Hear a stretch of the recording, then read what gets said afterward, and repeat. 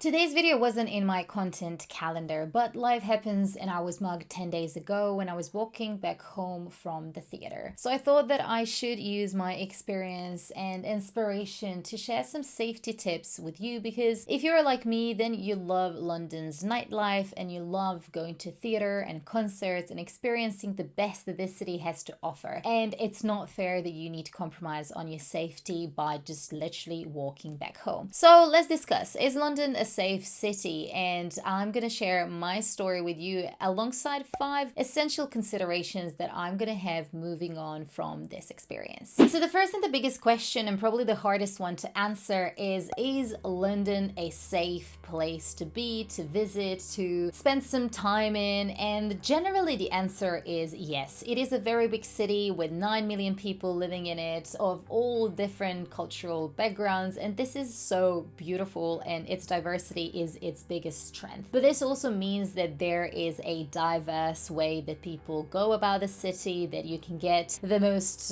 dangerous neighborhoods and the most affluent neighborhoods next to each other. Unless you live in London and you are brought here, then probably you don't know this kind of context that sometimes comes just from understanding the place. And I like to pride myself in being a Londoner and really experiencing what city has to offer. It doesn't matter if it's a day or a night. I've been living here for 9 years and generally I have been feeling safe, but this recent event really shook me and it really traumatized me. And taking all of this account, if I needed to rate London on a scale from 1 to 10, 10 being the safest, it's probably in between 5 and 6. I would say it's on the safer side, but it's also a place where you need to keep your eyes open, and just generally there are so many people around you at all times that you need to take good care of yourself and of your possessions. That being said, London is visited by so many people every single year, and a lot of people have great experiences. So I would say that these incidents, like the one that happened to me, are definitely a minority, but when it happens to you, it really doesn't matter if it's majority or minority. You just feel that it is something that has done you harm and you just want to stay out of it as much as possible. So what did actually happen to me? I went to see Spirited Away. I was really looking forward to it because I left it so late to go and see it and it was closing in a few days. I managed to get a ticket on Ticket Swap, so I was vlogging a whole day because I wanted to share my experience with you to see if the ticket is working or not, if I'm going to be able to enter this theater. So I was very much in my content creation mode where I was just like taking a lot of footage throughout the city and doing a lot of talking videos while I was walking, and everything went fine. I finished with the theater, I started going home, went to the tube, got onto the tube. This was all around like 10:30 p.m. So by the time I reached where I needed to be, it was around 11ish p.m. and I started walking by this green space where I normally walk by to get home, and that's where 3 teenage girls who are maybe 15 or 16 approached me to ask for time. Bear in mind, at this point I wasn't looking at my phone, but as I kind of started walking through that area, I was looking at my phone, so they probably saw that I had a phone on me and I kind of put it away. They asked me for time. I didn't take my phone out. I just kind of glanced at it and I was like, oh, it's around 11 p.m. and I kind of started walking and just thinking, what the hell is going on? This is so off, because I normally walk this way and I never experienced something like this. So I just thought that they're going to leave me because they are really young and I thought that they're not going to dare. But yes, they did dare, and they started following me and they started calling after me, and when I stopped engaging, they kind of surrounded me, and that's when I started running, and then they pulled my backpack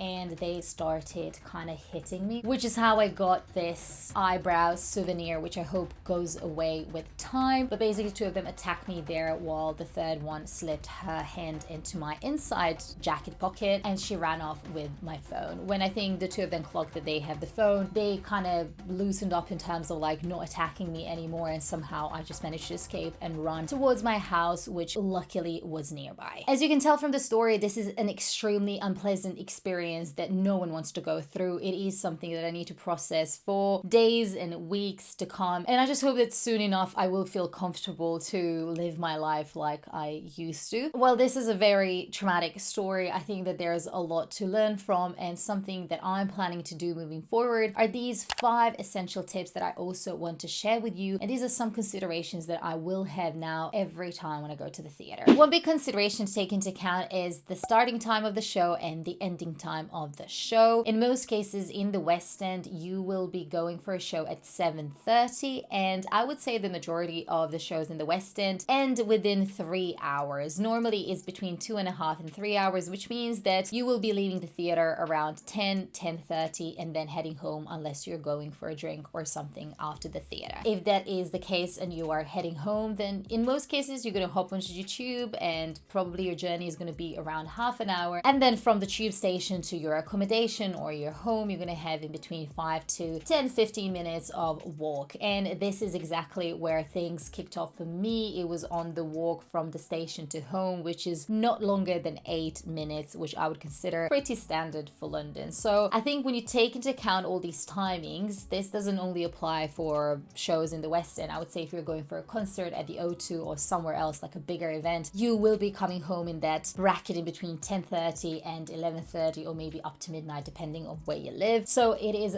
really important for you to know that this is your timeline. And this takes me to my point number 2, and that is the second consideration is, are you going on your own or you are going with someone, and that someone is going to be walking home with you. This is London, not all the time. Your partner, family, friends are coming with you. It is important that we're all individuals and that we can freely walk around. So in my case, I go to the theater quite a lot, and I can't really rely on anyone around me to come to the theater 52 times a year and spend so much time and money. So this is something that I like to do and I want to feel comfortable doing on my own. But if you're not comfortable going on your own, especially given the context of this video, then make sure that you are going with someone and that you are both maybe staying at each other's places or something like that if this is happening, whoever is the closest to the venue or something like that, so that you can make sure that at least you're together for that evening when you need to go home really late. If you are still willing, like myself, to go and see things on your own and experience what London has to offer, even if you don't have company to come with you, then I think it is really important to make sure that people who you either live with or who are your friends or your family know your whereabouts and know when you are planning to come home, or when you're getting off the tube, or when you're like leaving the station. And this is something that I've started practicing since things have happened, because it is really not kind of top of your mind to think about it until something like this happens. And then once it happens, like, life is not the same. I would say that just precautionary measure is to make sure that at least someone knows where you are, and that someone knows that you're on the way home. That if you, for example, have a longer walk from the station, someone can meet you halfway, or at least you can be on the phone with them. So there's just like a little bit more of support system on your walk from the station or like from the theater to home. The third thing to consider is if you want to take the public transport, or if you would prefer to take an Uber or a taxi home, because if you're coming home late, you might not be comfortable taking a bus or something like that. But I would say that London is pretty good when it comes to transport system, because everything is covered with CCTV cameras, and in majority of the cases things go without major incidents, especially if you're coming home before midnight. The tubes are running until maybe half past midnight on working days, and then all night on Fridays and Saturdays. So you have that option. And then also buses are running throughout the whole night, but then buses might be a little bit less safe depending on what time you're getting on, and also where you're going and how long your bus journey will be. I would say that generally London transport system is pretty good, and it can get you fast to wherever you need to be, especially the tube. But obviously there is that alternative of getting a cab. If you're going home with someone, then you can split the fare. If you're going on your own, then probably it's going to be in between 15-25 pounds to get back home, depending on where you are going. But this is all a consideration now with everything that I know. I think that this could kind of like be the last resort if you want to feel safe. If you are visiting London and planning to go to the West End and also to see a show, then bear in mind that if you're acting like a tourist, then you are definitely the target, because it is really easy to spot people who are not Londoners and who are just in awe of everything that London has to offer, because a lot of the times people are filming and they're calling and FaceTiming and just generally taking pictures, which is what you should be doing. And I'm not saying that this is not possible and that you need to keep your phone at all times hidden away, but I would say that you should be careful in terms of how you are behaving in public, because if you are just leaving your phone somewhere and then leaving it on self-timer so you can take a picture, then definitely there are people who have eyes on finding people who are a bit more carefree to just attack when you least expect. So from that perspective, make sure that you have different types of phone cases earrings that are attached to your hand, or maybe the ones that are going around your neck, so that you kind of protect yourself from these people trying to attack you. And even if they try to attack you, so that the phone doesn't simply go with them, but rather that it stays with you and that you kind of trick them if it's just a phone that they are after. This is something to think about, especially when you're surrounded in a big crowd. And theaters are like a really fertile ground for finding those that you can snatch the phone from, because there's a group of probably a few hundred people coming out of the same building, checking their phones, looking where they need to go, where is the nearest station. So all of this is part of consideration when these criminals are trying to find where to attack. So yes, even when you're leaving the theater, pay attention that you're not taking too many photos, or that you're at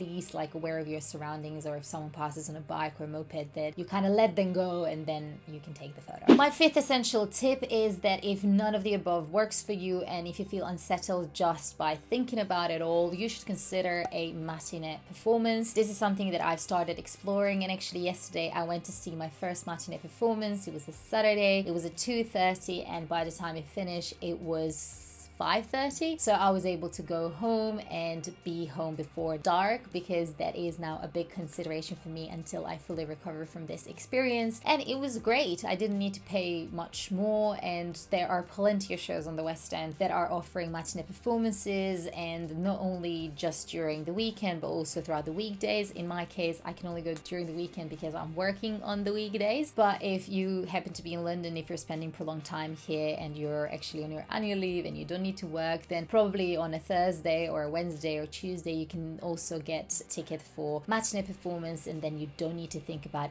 anything of the above that I've been talking about. And I'll definitely be exploring matinee performances more, because it just sounds like the best option for me right now. One bonus tip that I wanted to share if you are a tourist visiting London is to pay attention where you book your accommodation. London is very well connected, and you can be kind of half an hour from the city centre and pay less but have good transportation links. But as I mentioned, it is really that walk from the station to your accommodation that can be where things can happen. So pay attention that you are near a good tube station, that is a well-lit area, that you don't have a lot of parks around you, and also like look on the internet for different articles that can tell you a little bit more about safety in London and what are the neighborhoods that you should be looking to stay in. Obviously, if something's extremely cheap in a really good area, it's rarely a good deal. It's mostly that something is a little bit off. I'm not saying it's impossible to find a good deal, but definitely keep your eyes as open as possible. And while this video isn't the most